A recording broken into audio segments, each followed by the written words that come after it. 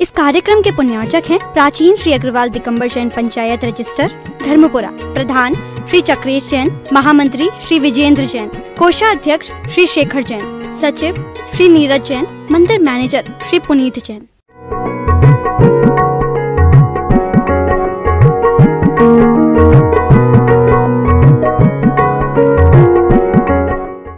कब तक संवारोगे शरीर को,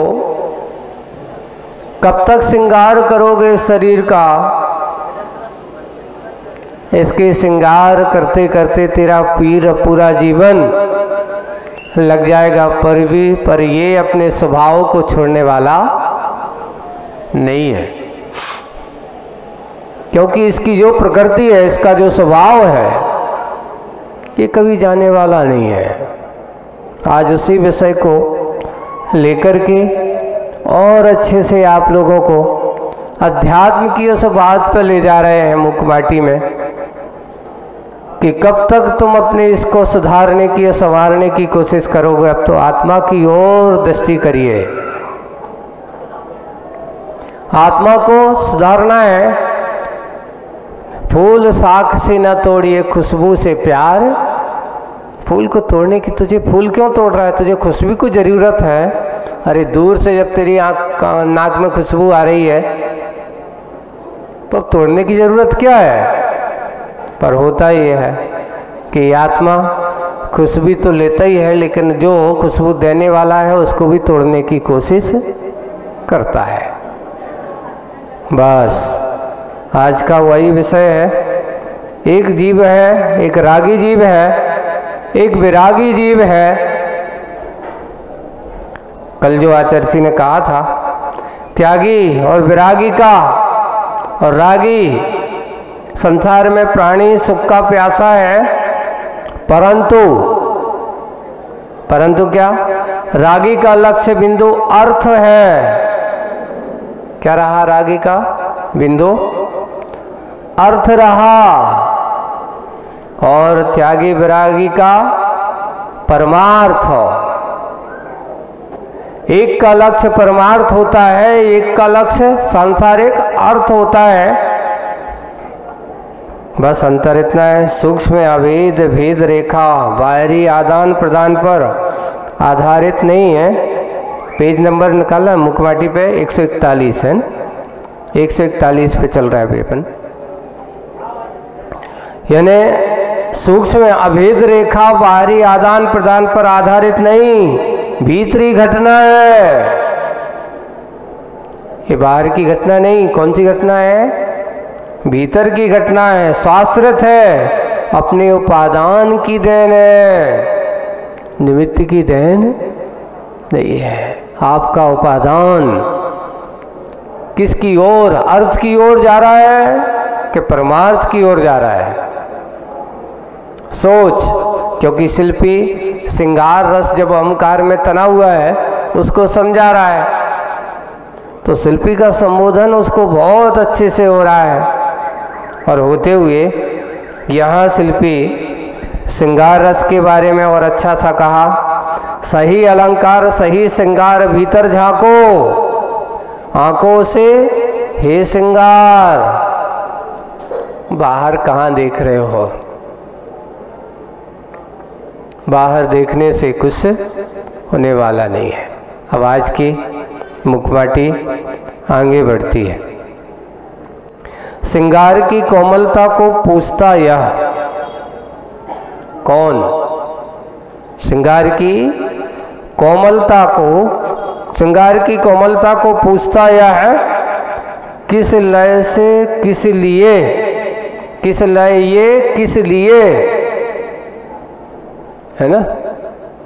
आओ यहाँ किस लय का अर्थ आपको मालूम है? जब ये पत्ते आते हैं ना छोटे छोटे, तो नवीन नवीन जो कोपलें आती हैं, कोपल जिसे अपन कहते हैं, उसको किस लय कहते हैं, है ना? उसको किस लय कहा जाता है। तो जब कोपल वो होती छोटी, बिल्कुल बड़ी सुंदर मुलायम होती है, किस लय, किस लिए, किस लय में गीत गाते हैं, बड़े कोमल कोमल जैसे शब्द है ना, किस लय किस लिए, आपकी उस कोमलता यानी भी जैसे कोमल गीत है, किस लय, यहाँ शब्द को तोड़ दिया है। हाँ, किस लय में गीत गाते हैं, किस वलय में आ, किस वलय में कीर्त जाते हैं, यानी जुड़ जाते हैं। जैसे यहाँ पे वलय का अर्थ है गोल, वो पोली कोमलता सर्वत्र, उस कोपल में सब तरह से बिल्कुल दिखाई देती है। मृदुपना कहती नहीं है, बताती नहीं है कि मैं कोमल हूं। वो अपने यहाँ कहावत है कि हीरा मुख से ना कहे लाख हमारो मोल। जैसे हीरा कभी अपने मुख से अपना मूल्य नहीं कहता कि मेरा कितना मूल्य है, ये तो परखने वाला ही अपने आप उसके मूल्य को समझ लेता है। वैसे ही जैसे उस कोपल की कोमलता को देख करके उसको सर्वत्र बलिया गीत गाती नहीं। किस गीत में प्रश्नवाचक लगा है, यानी किस लय में गीत गाते हैं, अपनी कोमलता का गीत नहीं गाते, बताते नहीं है। और किस वलय में आ, किस वलय में कीर्त जाते हैं, यानी चिल्लाते हैं। कीर्त का अर्थ अपन यहाँ पे ये भी है, एक गीत, और अपने मुख से ना कहे कि मैं बहुत कोमल हूँ, मैं बहुत कोमल हूँ, ऐसी अपनी मृदुता को ये ऐसा कहती नहीं है। और सुनो, और अंत अंत में श्वास इनके किस लय में रीत जाते हैं। देखिए, एक समय वही है कि उसकी कोमलता अपनी चरमन सीमा पर रहती है, लेकिन एक समय उसी कोपल का वो आता है, धीरे धीरे जब वो बढ़ते बढ़ते और पत्ते का रूप पूरा ले लेती है, और लेकर के वो धीरे धीरे धीरे धीरे उसकी कोमलता, उसकी मृदुता किस लय में रीत जाते हैं, किस लय, ये किस लिए, किस लय में गीत गाते हैं। थोड़ा सा शब्दों का खेल है यहाँ पर आचार्य जी ने, कि देखिए यहाँ पर ये दुनिया की ये इस परंपराओं को देखते हैं, इस दुनिया की रीति को देखते हैं कि जो कभी बचपन में बड़ा सुंदर था, बुढ़ापे में वही व्यक्ति कितना सुंदर है। लोग याद करते कि देखो बचपन कहाँ गया, जितने समय हमारा वो अच्छा शरीर, सुंदर रूप, खेल कूद, जैसे चाहें जहाँ चाहो जैसा कूदो वैसे छलांग लगाओ। बुढ़ापे में लोग कहते हैं बचपन के दिन याद आते हैं। ऐसी यहाँ पुद्गल की परिणति के बारे में उस किसलय कोपल को एक माध्यम बना करके, कि उस कोपल की एक समय वह था कि जिसकी सुंदरता, जिसकी कोमलता सबसे ज्यादा थी, पूरा सर्वत्र बलियाकार जहाँ देखो वहाँ, लेकिन उसको कोमलता बताने नहीं पड़ती थी। आज धीरे धीरे धीरे जब वह विकास चरम पर पहुँचती है, पर्यायों की परिणति भी बिल्कुल ऐसी ही है कि जो बचपन में था वो जवानी में नहीं, अब जो जवानी में था वो प्रौढ़ अवस्था में नहीं, और प्रौढ़ अवस्था में जो है वो बुढ़ापे में नहीं। बस याद करो, लोग गीत गाते हैं, भैया हम जब तुम्हारे जैसे थे क्या करते थे, हम तो ऐसा करते थे, अब क्या करें, अब हिम्मत नहीं रही। अरे भाई, गतम न सोच्यम, जो बीत गया सो रीत गया, आने वाला नहीं है। वही परिणति किस लय में रीत जाते हैं। पता नहीं चलता, एक एक क्षण, एक एक पल हमारी श्वास श्वास पर, जो वही कहा कि श्वास श्वास, अंत में श्वास श्वास इनके किस लय में रीत जाते हैं, पता नहीं चलता। यही जीवन का यथार्थ है, यही जीवन का सत्य है, इसे आज तक कोई रोक नहीं सका। घड़ी एक बार चालू हो जाए तो फिर ये घड़ी बंद नहीं होती। ये अपनी घड़ी है, इसमें कोई सेल की ज़रूरत नहीं पड़ती, बैटरी की ज़रूरत नहीं पड़ती। हाँ, पर्याय में, अब वो कहते कि पर्याय में जिस समय तेरा जन्म हुआ, आगमन हुआ, और आगमन होते ही इसकी घड़ी चालू हो चुकी है। बस इसकी घड़ी कब बंद होगी? जब सांस का अंतिम निषेक निकल करके शरीर से बाहर जाएगा, उस समय अब तेरी घड़ी बंद होने पर्याय की अपेक्षा से। वैसे तो ये जीवन रूपी घड़ी जीव की तो आज तक कभी बंद हुई ही नहीं, न कभी होगी, न कभी होने वाली है, न कभी हुई है, न कभी होगी, न कभी होने वाली है। ये यथार्थता यही है, यही सत्यता है। पर्यायों का ही विनाश होता है। आज वही को यहाँ कर रहे हैं कि पता नहीं ये किस लय, ये किस रीति, किस लय में गीत गाते हैं। और आगे अर्थ और परमार्थ की सूक्ष्मता कुछ और उजाले में लाई जाती है कि सही अर्थ क्या है। देख, पुद्गल के श्रृंगार में रहने वाले संसारी आत्माओं, अर्थ क्या है, परमार्थ क्या है। पुद्गल की परिणति में रमने वालों, भव्य जीवों, यहाँ ये कहा जा रहा है कि सुनो, समझो, सही अर्थ क्या है, परमार्थ क्या है। तो अर्थ और परमार्थ की सूक्ष्मता कुछ और उजाले में लाई जाती है, यानी प्रकाश में लाई जाती है। कैसे? अंतिम भाग बाल का भार भी, देखो बाल जो है उसका छोटा सा टुकड़ा है, अंतिम भाग ऐसा, जिस तुला में तुलता है। कौन सी तुला?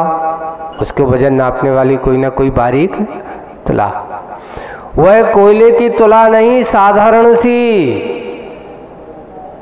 अब आप कहो जिससे कोयला तोला जा रहा हो, उसे कहो तो बाल को टुकड़े को तुम तोल के बताओ, तो उससे उसे तोला नहीं जा सकता। तो उन्हें कहा अंतिम भाग बाल का भार भी जिस तुला पर तुलता है, वह कोयले की तुला नहीं, साधारण सी। सोने की तुला कहलाती है असाधारण। असाधारण का अर्थ विशेष, साधारण का अर्थ सामान्य। वह विशेष तुला है जिस पर वह बाल का बालाग्र भी तोला जा सकता है कि कितना छोटा सा छोटा तोड़ा जो होती सोने की तुला पर, उस पे ऐसा। तो सोने की तुला भी कहलाती असाधारण। सोना तो तुलता, सो अतुलनीय नहीं है। सोना अतुलनीय नहीं है क्योंकि तुलता है, और तुला कभी तुलती नहीं। बताओ, देखो तराजू को तोलने वाला कोई नहीं, क्योंकि वो दूसरों को तो तोलती है पर स्वयं को नहीं तोलती है। जो दूसरों को तो वो क्या करती है, तोलती है। इसलिए यहाँ लिख रहा है सोना तो तुलता है, सो अतुलनीय नहीं, और तुला कभी तुलती नहीं, सो अतुलनीय रही। उसको अतुलनीय कहा, उसको कभी तोला नहीं जा सकता। और परमार्थ तुलता नहीं कभी, वो बता रहे हैं, इसलिए उदाहरण देकर के आपको समझाया जा रहा है। परमार्थ कभी तुलता नहीं कभी अर्थ की तुला में। अर्थ की तुला बनाना अर्थ सारथी का अर्थ ही नहीं जानना है। ये बहुत अच्छा कि तुम जो परमार्थ को अर्थ की तुला में तोल रहे हो, ये ठीक नहीं है, क्योंकि परमार्थ तुलता नहीं कभी अर्थ की तुला में, क्योंकि अर्थ को तुला बनाना अर्थशास्त्र का अर्थ ही नहीं जानना है और सभी अनर्थों के गर्त में युग को ढकेलना है। अर्थशास्त्री को यह अर्थ क्या ज्ञात है? प्रश्न बचा, क्या उसको ये अर्थ ज्ञात है, पता है? नहीं। सही बात तो अर्थ यही है कि आज तक कोई अर्थशास्त्री ने, बड़े बड़े अर्थ को देखने वाले, बड़े बड़े अर्थ की व्यवस्थाएं अर्थशास्त्री आते हैं, उनका विनिमय करते हैं, कौन कितना कैसा कहाँ से लेखा जोखा बना लेते हैं, लेकिन आज तक कोई भी अर्थशास्त्री ने परमार्थ को तौल नहीं पाया, न तभी तौल सकता है, क्योंकि वह अतुलनीय है, उसको तौला नहीं जा सकता। जो अतुलनीय है उसको तौलने की कोशिश नहीं की जा सकती। क्या उसे ज्ञात नहीं? उसे अनर्थ के गर्त में क्यों ढकेल रहा? अर्थशास्त्री को सही अर्थ ज्ञात नहीं। इस प्रसंग में स्वर का स्मरण तक नहीं हो सका, स्वर का स्मरण तक नहीं हो सका, यूं दबे मुख से निकले श्रृंगार के कुछ स्वर। जब उसने ये समझाया, ये कहा, तो अब वो श्रृंगार रस के स्वर जो हैं कैसे निकले? दबे मुख से, धीरे से, जैसे अपन कहते हैं ना, कोई कछु बोला नहीं जा रहा है या कुछ नहीं किया जा रहा, तो धीरे से कहते हैं। इस प्रसंग में स्वर का स्मरण तक नहीं हो सका, यूं दबे मुख से निकले श्रृंगार के कुछ स्वर। स्वर को भास्वर ईश्वर की उपमा मिली। किसकी उपमा मिली है? शब्दों वर्ण समामनाए, ऐसा कहा। शब्द ब्रह्म के समान होता है, ऐसा शब्द भी कहा है। इसलिए यहाँ क्या कह रहे हैं? श्रृंगार रस के कुछ स्वर नहीं निकले, स्वर को भास्वर ईश्वर की उपमा मिली है।